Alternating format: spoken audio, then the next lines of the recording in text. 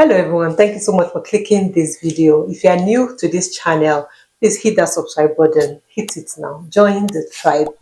And to my returning subscribers, thank you so much for always checking out my videos over and over and over again. Please like this video, drop a comment, and let's chat. I'm sure from the thumbnail you know what we're talking about. We are already midway through March. Haven't said Happy New Year, guys. A few weeks back, we are in March, and March is typically going to be ending in a few weeks or maybe 2 weeks or so away. Can you believe it? Time definitely is going by, but the good news is I am here to check up to see how your immigration program is going. Haven't heard about the recently launched permanent programs for 2025. This was launched last year, and we're going to be talking about it in this video. So if you haven't heard or if you don't know anything about it, let me remind you. So last year, Canada launched the 3 permanent residence programs, PR programs for 2025. If you have been looking for new pathways to move to Canada, this video is for you. So last year, the immigration minister hinted about these programs, and now it's official. It's been official. Let's break it down. Let's talk about these 3 programs, these 3 pre-out programs, and let's see how it applies to you and how you can benefit from it. 2 have already been launched and have kicked off in January this year, and the 3rd one is going to be kicking off by the end of March. So you don't want to miss out on this. So let's talk about it quickly. So unlike other or most of the permanent residence pathways in Canada, these 3 programs are targeted towards specific economic needs in the country. Any applicants who have like the necessary skills, you have the expertise, will also benefit from this program. So I don't want you to block your mind away from this, that you've been trying to come to Canada and it hasn't worked out. Check out these 3 programs. So now you might be asking, how can I be a part of this program? Let me run through these programs and highlight the requirements that you need for these communities or the provinces that are participating in them, so that you can see if you're eligible to apply and how you can apply, what the requirements are, what the provinces or the communities that are participating in this program, so that you know exactly how to go about it. For those of you that are new here, let me remind you again that this channel is for information and updates only, as I share realities of what Canada offers from my own perspective. It could be from immigration news, it could be from updates that the government shares, it could be happenings around the country, or maybe in Saskatoon where I reside. So if you're looking to immigrate to Canada, please do your own research beyond what I have shared, beyond what I am talking about, because I'm only sharing my own perspective. I am not an immigration consultant. However, if you need support regarding settlement after being sure of migrating to Canada, then I can be of help to you. So I offer pre and post settlement consultation. I offer business and career consultation. I also offer resume, cover letter, and LinkedIn optimization services. I have interview preps that I help you when you have an interview. I offer accommodation search if you're looking to rent an apartment before you arrive here in Canada, especially if you're coming to Saskatoon, Calgary, Regina. I can be of help with you. I can also help you with airport pickups, among other things that I offer. I also offer free resources and guides to new immigrants like yourself. So please check out the link below and you can find where to access my services and contact me. So let's dive into our topic for today about the 3 PR programs launching in 2025, or some have launched, like I earlier said. The first one is the Francophone Community Pilot Program, the FCIP. This one is for French-speaking applicants who want to settle in smaller Francophone communities across Canada. And the key requirements are: 1, you must have a job offer from the approved employer in a participating community. We'll talk about the communities shortly, but you must have a valid job offer from that employer in that community. And then you must have at least 1 year of relevant work experience in the past 3 years, 1 year, within 3 years of you applying for the role, you must also have French. You must, like the French language test, you must have a minimum of CLB 5 score, which is very important. And then you must also have educational credentials checks. That's a foreign degree evaluation from Canadian equivalency. That's, it could be WES and other bodies. So you must have maybe at least a BSc or other degrees that have to be checked by WES. And I think ISAS as well, depends on the body that is appropriate for you to be able to check all that credentials. Then your proof of funds for yourself and your family. So these are the eligibilities that you need.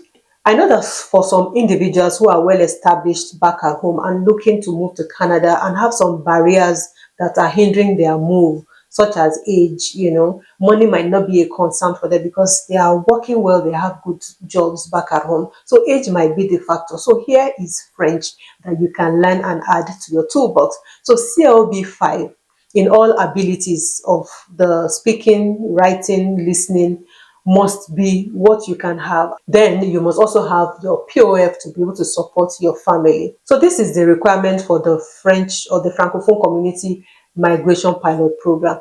And I think learning French is, I won't say it's easy or it's not easy, but I will say that if you really want something that would bring you to Canada, you have to take a step of faith, learn what will give you that edge, which is French for this particular program. Now, let's talk about the participating communities, and there are 6 across Canada. The first one will be in New Brunswick, that's the Acadian Peninsula in New Brunswick.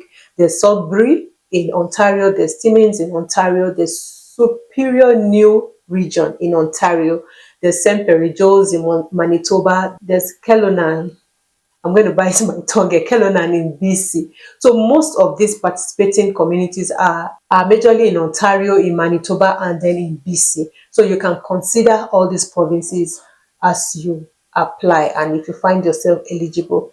So if you're thinking about French, like I said, this might be a sign to start.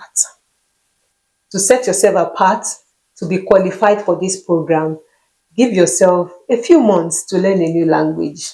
At least go on one app, or you go and register in Nigeria. I know there's a French place that they register for French. Go and learn it and focus on learning this new language because it will help you. And this will make you eligible if you are qualified. At least go and learn French. As you notice within all these communities that are highlighted, it is not for French-speaking Quebec, French-speaking province. But French is an added advantage. So amongst all these requirements, let me know what you think about the Francophone Community Pilot Program, the FCIP. And is French one language that you would love to explore? At least if it is that one that will bring you to Canada. Let me know if you will explore French as an option in this pilot program. So let's talk about the next one, which is the Rural Community Pilot Program, the RCIP, Rural Community Immigration Pilot Program. This one is for professionals and skilled workers willing to live and work in smaller rural communities. So with a minimum CLB score, and this will depend on the NOC tier for your category. We talked about it, I've shared a lot about the NOC and the tier. So if you're going for a higher job and this higher job will require tier 0, most of the managerial roles are tier 0 and 1, and this you will require a CLB 6 because they are professional jobs, higher jobs. Tier 2 and 3 you will need a CLB 5, and for tier 4 or 5 you will need a CLB 4, which is like the basic. So meaning that these jobs are not necessarily skilled and top gear jobs. You can always have CLB 4 and be eligible for these jobs. So you might get some jobs for like 4 and 5 in tiers, which are like low skilled jobs that can give you PR if you're ready to go to those rural communities. And rural communities for me, it is not rural. If you actually come from a rural place in your own country, the rural communities in Canada, it is not rural. There's nothing rural about it. So let's talk about the key requirements. You need a job offer from a designated employer. You need a 1 year of work experience from your home country. You need English or French. And this, you need a test done with CLB 4 to 6, depending on the job category. I mentioned the tiers. Then your educational credentials has to be evaluated, whether it's a degree, a diploma, a certificate must be evaluated, and then you must have proof of funds to support your move. The participating communities would include communities within Nova Scotia, Ontario, and the likes. And I'll just mention their names quickly. There's Pictou County in Nova Scotia, there's North Bay in Ontario, there's Sudbury and Thames in Ontario, and yes, Sudbury again because it was in the earlier program that I mentioned. Then there's Brandon in Manitoba, there's Moose Jaw in Saskatchewan, and there's North Okanagan in BC, British Columbia. And for those that are wondering, is living in these places worth it? Are they remote places to live in? You want an honest answer? No. They are not remote, like I mentioned earlier. Not remote. Yeah, to people that are living in Canada, used to Canada, it is remote. See, even within Saskatchewan, driving from city to city can take you an hour long and more. I had a gig sometime early when I moved into Canada, and I was driving 1 hour from Saskatoon to Mitcham. Mitcham is a small community with slightly over about 150 people. I'm not even sure they're up to 150 yet. It's a village, a Canadian village located south of the junction of Highway 5 and 2 in East Central Saskatchewan. So those living in those communities will plan their trip, buy like big groceries they want to stock up and do major things within the city. But you can also find at least one school that will serve the community. There's hospital, there's market or store that probably have days that they open. It might not be every day because the community is not a big place. And if you're also somebody that wants a quieter lifestyle, versus living in an urban city or a busy city, trust me, you will love living in this particular community. And after you have actually achieved or done all the needful for you to fulfill the requirements of you moving there, then you can move to the bigger cities. So let me know in the comment section if you would like to explore the rural community immigration program, the RCIP. Let me know what you feel. Are you comfortably starting your new life as an immigrant in remote areas, in rural areas, in communities that are not urbanly looking like a city, and work your way through to permanent residency? Let me know in the comment section. Please drop a comment. Now, let's talk about the last program. And this one I feel is very, very interesting, and a lot of people may benefit from it. And this one is called the Home Care Worker Migration Program. This is this HCWIP, Home Care Worker Migration Pilot Program. This is probably the most accessible route for many people. And this is for caregivers that are looking to move into Canada because they will get PR upon arrival. This route will also allow you to work for organizations that provide temporary or primary care for people who are semi-independent or those that are recovering from surgery, from illnesses, from injury. And this pathway means that caregivers can more easily find proper work. Everybody needs care.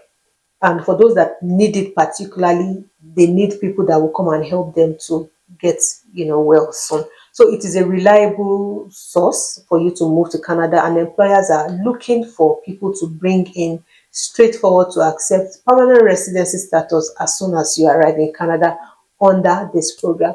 So this home care worker pilot program will open March 31st. So you have to be ready to apply for it. There's still time for you until the end of March. So please look out for it when it opens up. You still have until 31st of March to apply for the Home Care Worker Migration Pilot Program. So please stay up to date with information so that you know when. Look out for it when it opens so you can apply if you are eligible. Now let's consider the requirements for this program. First, you must have a job offer as a home care worker, working with children, working with elderly, or even people needing assistance. Some have care homes here, you work there if you have experience working in the care sector, you'll be able to assist in this regard. You must also have relevant caregiving experience. Like I mentioned, if you like or love to take care of people that are aged, those that have dementia, this is a program that you can apply for. And the entry score is very low, guys. CLB4. Tell me, who cannot have CLB4 across all the four abilities? Everybody can achieve CLB4 across all the four abilities. So please, this is for you. Even if you don't have like caregiver experience, you have cared for the elderly. Everyone, there's only those in Africa, we have elderly people that we have cared for. You must have that as an experience to offer. Then you must also have like high school diploma equivalent to WAEC holders, all of these experience or school degree programs. Unlike all the other programs that have specific communities or rural communities that they are open to in different provinces, this particular pilot program is open to all communities in Canada, not for just a specific rural area. So this is a huge opportunity, especially for people with caregiving experience or those who want to enter the healthcare sector. Like I said, if you are new to healthcare, you have been caring for somebody with dementia, somebody that you have helped your grandma, you have experience, so apply. So here's my final thought. Out of these three programs, which one are you most interested in? Drop a comment in the comment section and let's discuss further. And if you are good at French, Francophone Community Immigration Pilot Program, FCIP, might be the best bet for you to be able to apply for.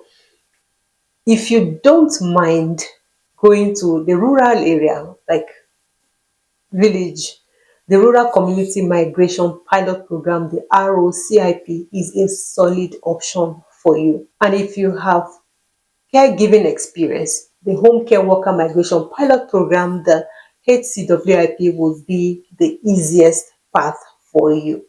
At the end of the day, the key to all these three programs is securing a job offer. And if you have a job offer, then you could explore these migration programs.